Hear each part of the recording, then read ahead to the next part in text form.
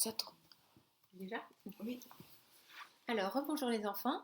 Le lundi, c'est lecture. Et le lundi, c'est Mathilda.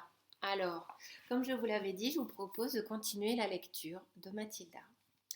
Vous vous souvenez peut-être, dans le dernier chapitre, Mademoiselle Candy avait dit à Mathilda et aux élèves qu'une fois par semaine, c'était Mademoiselle Le Gourdin qui prenait la classe. Et donc, il fallait faire attention, être bien sage, ne pas répondre, bien savoir épeler les mots et connaître bien sa table de deux, parce que Mademoiselle Le Courtin, vous savez, les enfants, c'est un monstre, hein. Elle est vraiment méchante.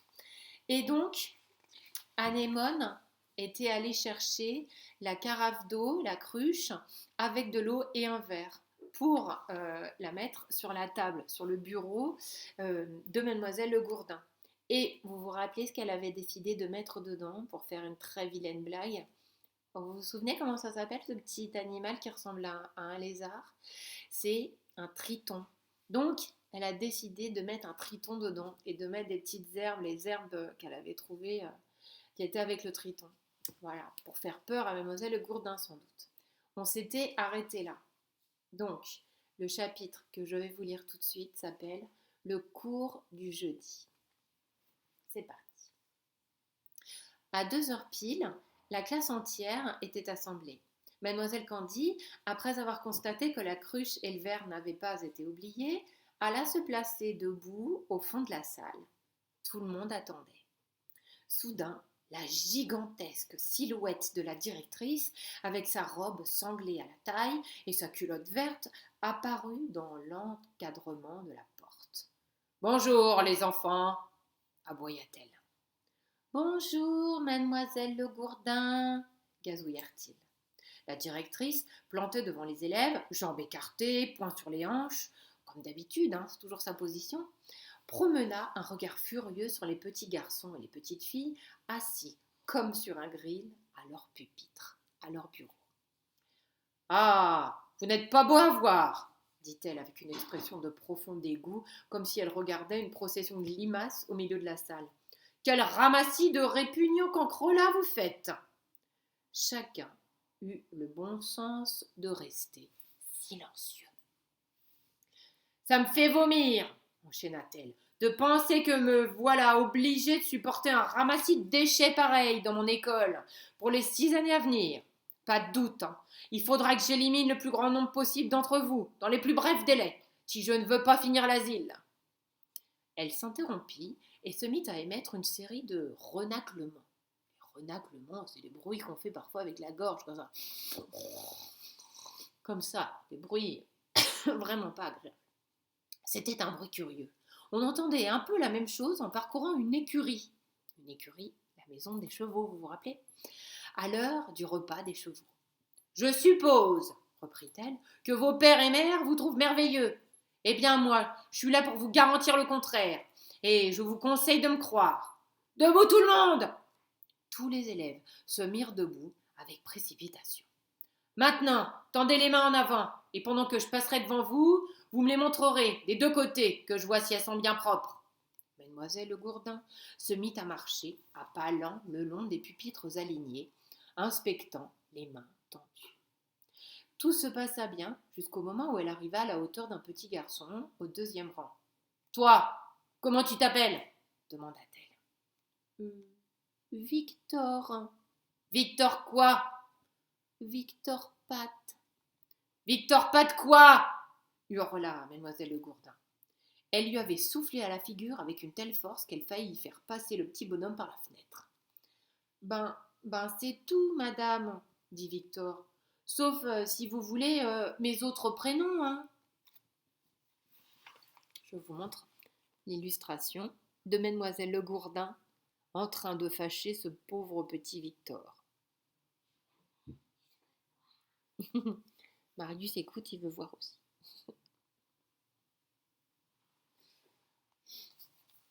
C'était un gamin courageux et l'on voyait bien qu'il s'efforçait de réprimer la peur que lui inspirait la redoutable Gorgogne penchée sur lui. « Je veux pas tes autres prénoms, vermine !» hurla la Gorgone. « Comment est-ce que je m'appelle, moi ?»« Mademoiselle Le Gourdin, » répondit Victor. Alors sers-toi de mon nom quand tu me parles. Maintenant recommençons. Comment t'appelles-tu? Victor Pat, mademoiselle Le Gourdin. C'est mieux, dit mademoiselle Le Gourdin. Tu as les mains sales, Victor. Quand les as-tu lavées pour la dernière fois? Attendez que je réfléchisse un peu, répondit Victor. Je me souviens pas très bien en fait. Hier peut-être à moins que ce soit avant-hier. Le corps et le visage de mademoiselle Le Gourdin parurent se dilater comme s'ils étaient gonflés par une pompe à vélo. « Je le savais !» ordonna-t-elle. « Je le savais dès le début que t'étais qu'une raclure déviée. Qu'est-ce qu'il fait ton père? Il est gouttier ?» Il est docteur, répondit Victor. Et même un très bon docteur. Il dit que de toute façon, nous sommes tellement couverts de petites bêtes qu'un peu plus ou un peu moins de crasse n'y change pas grand-chose. Heureusement que c'est pas le mien, le docteur, rétorqua mademoiselle Le Gourdin. Et pourquoi veux-tu me le dire? Il y a un haricot sur le devant de ta chemise. Ben, il y en avait pour le déjeuner, mademoiselle Le Gourdin. Et en général, c'est sur ta chemise que tu mets ton déjeuner, Victor? C'est ça que t'a appris ton fameux docteur de père? Les haricots, c'est pas facile à manger, mademoiselle Le Gourdin. Ils tombent toujours de ma fourchette. Répugnant, vociféra mademoiselle Le Gourdin. Tu es un porteur de germes ambulants. Je ne veux plus te voir aujourd'hui. Va au coin, le nez au mur, debout sur une jambe. Mais, mademoiselle Le Gourdin. Ne discute pas avec moi, vermisseau, ou je t'oblige à te tenir sur la tête. Maintenant obéis. Victor s'exécuta. Et maintenant, ne bouge plus, reprit-elle, pendant que je t'interroge pour voir ce que tu as appris cette semaine. Et ne tourne pas la tête pour me répondre. Reste face au mur, que je ne vois pas ta sale bobine. Maintenant, épelle-moi le mot « OK ». Oh, lequel? Demanda calmement Victor. Celui qu'on joue avec une crosse quand on joue au hockey ou celui qu'on a en avalant de travers quand on a le hockey? Il se trouvait que c'était un enfant particulièrement éveillé et auquel à la maison, sa mère avait fait faire beaucoup de progrès en lecture. Celui qu'on joue avec une crosse, petit imbécile. Victor épela le mot correctement à la grande surprise de mademoiselle Le Gourdin. Vous savez, c'est dur à écrire hockey des enfants. Ça s'écrit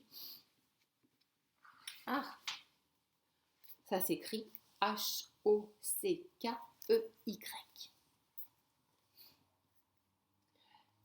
Là-dessus, Victor, toujours contre le mur, en équilibre sur un pied, déclara: Mademoiselle Candy nous a appris à épeler hier un nouveau mot, très long.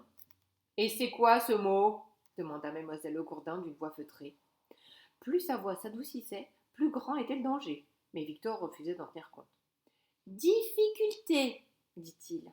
Tout le monde dans la classe peut épeler difficulté aujourd'hui. Quelle sottise, dit mademoiselle Le Gourdin. Vous n'êtes pas censé apprendre des mots comme ça avant 8 ou 9 ans? Et toi, ne viens pas me raconter que tout le monde dans la classe peut épeler ce mot, hein? Tu me dis des mensonges, Victor. Bah, faites un essai, madame, insista Victor, prenant des risques insensés, avec n'importe quel élève. Les yeux de la directrice, brillants d'un inquiétant éclat, se promenèrent sur l'ensemble de la classe. Toi, dit-elle, en pointant le doigt sur une petite fille à l'air borné du nom de Prudence, épelle le mot difficulté. Étrangement, Prudence épela le mot sans erreur et sans hésitation. Mademoiselle Le Gourdin resta un instant bouche bée. Fit-elle, méprisante. Et je suppose que mademoiselle Candy a perdu 1 heure de cours entière à vous apprendre à épeler un seul mot. Oh non, répondit Victor d'une voix aiguë. Mademoiselle Candy nous a appris le mot en 3 minutes et nous ne l'oublierons jamais. Elle nous apprend des tas de mots en 3 minutes. Et quelle est exactement cette méthode magique, mademoiselle Candy? Demanda la directrice. Je vais vous l'expliquer, claironna le valeureux Victor, venant au secours de mademoiselle Candy. Est-ce que je peux reposer mon autre pied et me retourner pour vous expliquer, s'il vous plaît? Pas question, aboya mademoiselle Le Gourdin. Garde la position et explique-moi. Très bien, dit Victor, vacillant sur sa jambe. Mademoiselle Candy nous donne une petite chanson pour chaque mot. Nous la chantons tous ensemble et nous apprenons à épeler les mots en un rien de temps. Vous voulez entendre la chanson sur difficulté? J'en serais ravie, déclara mademoiselle Le Gourdin d'une voix chargée de sarcasme. La voilà, dit Victor. Madame D, Madame I, Madame FFI, Madame C, Madame U, Madame LTE.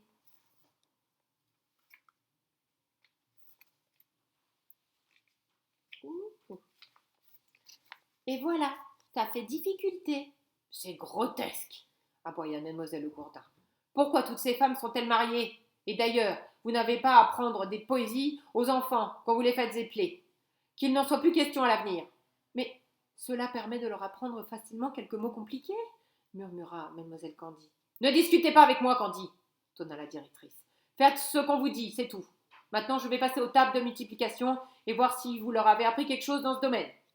Mademoiselle Le Gourdin était revenue prendre sa place sur l'estrade et son regard diabolique errait lentement sur les rangées de petits élèves. Toi, aboya-t-elle, braquant l'index sur un petit garçon nommé Robert au premier rang. Combien font 2 fois 7? 16, répondit Robert étourdiment. À pas compter, mademoiselle Le Gourdin s'avança vers Robert, un peu comme une tigresse s'approcherait d'une gazelle. Robert prit soudain conscience du danger qu'il guettait et tenta un nouvel essai. Non, 2 fois 7, ça fait 18, cria-t-il. 2 fois 7 font 18. Espèce de limace, tonna mademoiselle Le Gourdin. Double zéro, un batté, triple buse. Plantée juste devant Robert, elle tendit soudain vers lui une main de la taille d'une raquette de tennis et l'empoigna par les cheveux. Robert avait une abondante tignasse au reflet doré que sa mère, pleine d'admiration, ne pouvait pas se résoudre à sacrifier chez le coiffeur. Or, mademoiselle Le Gourdin éprouvait la même aversion pour les cheveux longs chez les garçons que pour les jupes plissées et les nattes chez les filles, et elle allait en donner la preuve. Assurant sa prise sur la toison dorée, c'est-à-dire sur les cheveux dorés, j'ai perdu ma ligne, de Robert, de sa gigantesque main droite, elle tendit son bras musculeux, soulevant le gamin sans défense au-dessus de sa chaise et le maintint, gigotant en l'air, comme ça, à bout de bras. Robert se mit à pousser des cris perçants. Il se tordait sur lui-même, se cambrait, ruait dans le vide, hurlait comme un cochon qu'on égorge, tandis que mademoiselle Le Gourdin vociférait « 2 fois 7, 14 !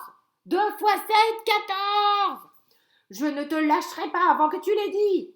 Du fond de la classe, mademoiselle Candy s'écria « Mademoiselle Le Gourdin, je vous en prie, reposez-le par terre, vous lui faites mal. Ses cheveux risquent d'être arrachés. » « Et c'est ce qui va arriver s'il ne cesse pas de trémousser !» grogna mademoiselle Le Gourdin. « Tiens-toi tranquille, espèce d'asticot !» Je vous montre. Tu veux bien mettre une tisane, s'il te plaît? Regardez, cette vilaine mademoiselle Le Gourdin en train de le tirer par les cheveux, ce pauvre petit garçon. Ouais, celui-là c'est bien. Pour Marius, hein? Tu vois? Quelle extraordinaire vision offrait cette directrice colossale, secouant à bout de bras le gamin qui se contorsionnait, tournoyant comme un pantin au bout d'un fil, tout en continuant à hurler comme un possédé. « Dis-le !» tonna de nouveau mademoiselle Le Gourdin. « Dis-le que 2 fois 7 font 14 ! Dépêche-toi ou je te secoue jusqu'à ce que tes cheveux soient arrachés et qu'on puisse rembourrer mon canapé avec. Allons, je t'écoute. Dis-moi, 2 fois 7, 14. Et je te laisse aller. » 2 fois 7, 14, bégaya Robert. Sur quoi la directrice, fidèle à sa parole, ouvrit la main et laissa tomber sa victime. Le gamin, heurtant le sol, y rebondit comme un ballon de football. « Relève-toi et cesse de geindre !» aboya mademoiselle Le Gourdin. Robert se remit sur pied et regagna son pupitre en se massant le crâne à 2 mains. Mademoiselle Le Gourdin retourna à sa place en face des élèves. Les enfants étaient immobiles, hypnotisés. Aucun d'eux n'avait encore été témoin d'une scène pareille. C'était un spectacle prodigieux, bien supérieur aux marionnettes, mais avec une différence considérable. Dans cette salle de classe évoluait une énorme bombe humaine, susceptible d'exploser à tout moment et de volatiliser l'un ou l'autre de ces jeunes spectateurs. Les enfants gardaient les yeux rivés sur la directrice. « Je n'aime pas les petits !» déclara-t-elle brusquement. « Les petits, ils devraient toujours rester invisibles. Il faudrait les enfermer dans des boîtes, comme des épingles ou des boutons. Vraiment, je ne comprends pas pourquoi les petits mettent si longtemps à grandir. Ma parole, ils le font exprès pour m'embêter. » Un autre gamin, d'une bravoure peu commune, très très courageux, la bravoure c'est le courage, assis au premier rang, se risqua à demander. Mais mademoiselle Le Gourdin, vous avez sûrement été petite, vous aussi, autrefois. Je n'ai jamais été petite, aboya la directrice. J'ai toujours été grande, et je vois pas pourquoi les autres sont incapables d'en faire autant. Mais vous avez bien dû commencer par être un bébé, insista le petit garçon. Moi, un bébé, hurla mademoiselle Le Gourdin. Comment oses-tu dire une chose pareille? Mais quel toupet! Quelle insolence! Comment t'appelles-tu? Et lève-toi pour me répondre. Le petit garçon obéit. Je m'appelle Éric Lancre, mademoiselle Le Gourdin, dit-il. Éric quoi? Brailla mademoiselle Le Gourdin. Lancre, répéta l'enfant. Quelle sottise! Et ce nom-là n'existe pas, c'est pas possible. Bah, regardez dans l'annuaire, hein, dit Éric. Vous y trouverez mon père, à Lancre. Bon, très bien. Tu es peut-être un Lancre, mais je te garantis une chose, tu n'es pas indélébile. Et j'aurais vite fait de t'effacer si tu essayes de faire le malin avec moi. Épelle-moi le mot quoi. Je comprends pas, dit Éric. Qu'est-ce que vous voulez que j'épelle? Que tu épelles quoi, idiot? Le mot quoi? C-O-U-A, dit Éric, répondant trop vite. Il y eut un long silence. Je te donne encore une chance, dit mademoiselle Le Gourdin sans bouger. Ah oui, je sais, dit Éric. C'est C-O-I, oui, c'est ça. C-O-I, quoi? Pas facile, hein? En deux enjambées, mademoiselle Le Gourdin parvint derrière le pupitre d'Éric et s'y immobilisa comme une colonne menaçante, dominant de sa masse le gamin éperdu. Éric jeta un coup d'œil anxieux par-dessus son épaule vers le monstre. « C'était bien ça, hein ?» balbutia-t-il. J'ai pas fait la bonne voix. « C'était bien ça, hein ?» balbutia-t-il. « Non !» hurla la directrice. « Ce n'était pas ça! Tu t'es trompé! Et si tu veux savoir, tu me fais l'effet d'être une de ces teignes purulentes qui font et refont toujours tout mal. Tu t'assieds mal, tu te tiens mal, tu parles mal, tout est mauvais chez toi. Je te donne une dernière chance. Épelle quoi? » Éric hésita. Puis très lentement, il déclara: « Ce n'est pas C-O-U-A, ni C-O-I. Ah oui, je sais, ça doit être K-O-I-T, oui. » Campée derrière Éric, mademoiselle Le Gourdin avança les bras et attrapa le gamin par les oreilles, entre le pouce et l'index, comme ça. « Aïe !» cria Éric. « Aïe, vous me faites mal !»« J'ai même pas commencé !» ricana mademoiselle Le Gourdin. Assurant alors sa prise sur les deux oreilles, elle souleva le gamin de sa chaise et le maintint en l'air devant elle. Comme Robert avant lui, Éric se mit à pousser des hurlements de putois. Du fond de la classe, mademoiselle Candy intervint à nouveau. « Mademoiselle Le Gourdin !» s'écria-t-elle. « Arrêtez! Lâchez-le, je vous prie! Ses oreilles pourraient se déchirer !»« Elles ne risquent pas de se déchirer !» riposta mademoiselle Le Gourdin. « Ma longue expérience, mademoiselle Candy, m'a appris que les oreilles des petits garçons étaient solidement attachées à leur tête. »« Lâchez-le, je vous en prie !» implora mademoiselle Candy. « Vous pourriez réellement le blesser. Si jamais elle s'arrachait... » « Les oreilles ne s'arrachent jamais !»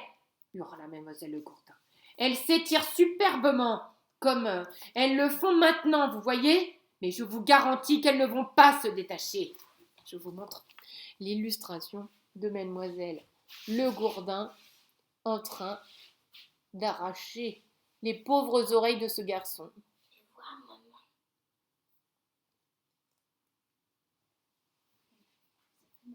Oula, j'arrive pas. Elle est où? Oh. Donc ça doit faire mal. Je montre ça n'importe comment. Eric glapissait plus fort que jamais et pédalait frénétiquement dans le vide. Mathilda n'avait jamais vu jusque-là un petit garçon ou toute autre créature vivante suspendue par les oreilles. Comme Mademoiselle Candy, elle était persuadée que d'un instant à l'autre, avec tout le poids qu'elle supportait, les oreilles d'Eric allaient se rompre. La directrice continuait à vociférer. Ce mot quoi s'écrit Q-U-O-I. Maintenant je t'écoute. Eric n'hésita pas. Il avait appris en regardant Robert quelques instants plus tôt que plus vite on répondait, plus vite on était libéré. Q-U-O-I s'égosilla-t-il. Quoi s'appelle Q-U-O-I? Le tenant toujours par les oreilles, Mademoiselle Le Gourdin le déposa sur sa chaise derrière son pupitre. Puis, elle revint se planter en face de la classe, s'époussetant les mains, comme elle venait de se salir. Voilà comment on leur inculque le savoir, Mademoiselle Candy, dit-elle. Croyez-moi, il ne suffit pas de leur dire les choses, il faut les leur faire entrer de force dans la tête. Rien de tel que de les faire un peu danser en l'air pour stimuler leur mémoire et activer leur concentration d'esprit. Oui, mais vous pourriez les handicaper à vie, Mademoiselle Le Gourdin, s'écria Mademoiselle Candy. Oh, je n'en doute pas, répondit Mademoiselle Le Gourdin en ricanant. C'est déjà arrivé d'ailleurs. Les oreilles d'Eric se sont sûrement pas mal étirées en 2 minutes. Elles seront nettement plus longues qu'avant. Mais quel mal ça a, je vous le demande. Ça va lui donner une intéressante allure de lutin pour le restant de ses jours, c'est tout. Mais, Mademoiselle Le Gourdin... Oh, taisez-vous, Candy, hein. Vous êtes aussi sotte que les autres. Si cet établissement ne vous convient pas, allez donc chercher un poste dans une autre de ces écoles privées de gosses de riches, élevés dans du coton. Quand vous aurez enseigné aussi longtemps que moi, vous vous rendrez compte que ça ne vaut rien d'être gentil avec les enfants. Relisez Nicolas Nickleby, Mademoiselle Candy, de Monsieur Dickens. Rappelez-vous, Monsieur Wackford Squeers, l'admirable directeur de Rose Boys Hall. C'est les personnages d'un livre de Charles Dickens. Il savait comment traiter ces petites brutes d'élèves, lui. Il savait se servir des bâtons. Il leur tenait l'arrière-train si bien au chaud qu'on aurait pu faire cuire dessus des œufs au bacon. Voilà un bon livre. Mais je ne pense pas que ce ramassis de bourriques le lira jamais, car, allez voir, on peut penser que pas un ne sera jamais fichu de le lire. Moi, je l'ai lu, dit Mathilda d'un ton calme. La tête de Mademoiselle Le Gourdin pivota brusquement, et la directrice lorgna avec attention la minuscule petite fille brune, aux yeux marrons, assise au 2e rang. Arrête, s'il te plaît. Tu me gênes. Qu'est-ce que tu as dit? Demanda-t-elle sèchement. Je dis que je l'ai lu, Mademoiselle Le Gourdin. Lu quoi? Nicolas Nickleby, Mademoiselle Le Gourdin. Vous mentez, mademoiselle, vociféra Mademoiselle Le Gourdin, foudroyant Mathilda du regard. Il est probable qu'aucun élève de l'école ne l'a lu. Et toi, microbe, dans la plus petite classe, tu me racontes un mensonge pareil. Pourquoi? Dis-le-moi. Tu me prends pour une idiote ou quoi? Hein? Eh bien, commença Mathilda, puis elle s'arrêta. Elle aurait aimé dire « Et comment ?» mais c'eût été un pur suicide. Eh bien, reprit-elle, se refusant à dire non. Mademoiselle Le Gourdin devina ce que pensait l'enfant et n'en conçut aucun plaisir. « Debout quand tu me parles !» aboya-t-elle. « Comment t'appelles-tu » Mathilda se leva et répondit. « Je m'appelle Mathilda Verdebois, Mademoiselle Le Gourdin. »« Verdebois ? Tiens, alors tu dois être la fille du patron du garage Verdebois ?»« Oui, Mademoiselle Le Gourdin. »« Ah, c'est un escroc !» cria Mademoiselle Le Gourdin. « Il y a 1 semaine, il m'a vendu une voiture d'occasion en prétendant qu'elle était presque neuve. Sur le moment, je l'ai trouvée très bien, hein. Mais ce matin, pendant que je roulais dans le village, la boîte de vitesse est tombée sur la chaussée. Elle était pleine de sciure de bois. Cet individu est un voleur, un forban, et j'aurai sa peau à cette crapule, je te le garantis. »« Ah ça oui, il est doué pour les affaires, dit Mathilda. »« Doué mon œil !» s'exclama Mademoiselle Le Gourdin. « Mademoiselle Candy prétend que toi aussi tu es douée. Eh bien ma petite, je n'aime pas les gens doués. Ce sont tous des fauchetons, et toi tu es certainement faucheton. Avant de me rouler, ton père m'en a appris de belles sur la façon dont tu te conduisais chez toi. Mais ici, à l'école, je te conseille de te tenir tranquille. À partir de maintenant, je vais t'avoir à l'œil, compte sur moi. Rassieds-toi et boucle-la.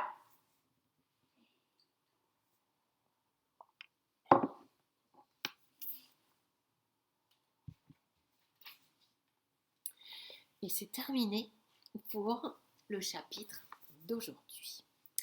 Le prochain chapitre, demain, s'appelle Le premier miracle.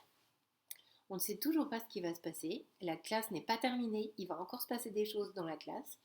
Et puis, on n'a toujours pas vu ce qu'il allait se passer avec le petit triton qui était dans le verre, dans la cruche. Donc, écoutez, voilà pour aujourd'hui. Et puis, la prochaine fois, eh bien, je vous lirai la suite. Je vous souhaite une bonne après-midi, les enfants. Et à demain pour la classe, à plus tard pour Mathilda. Au revoir.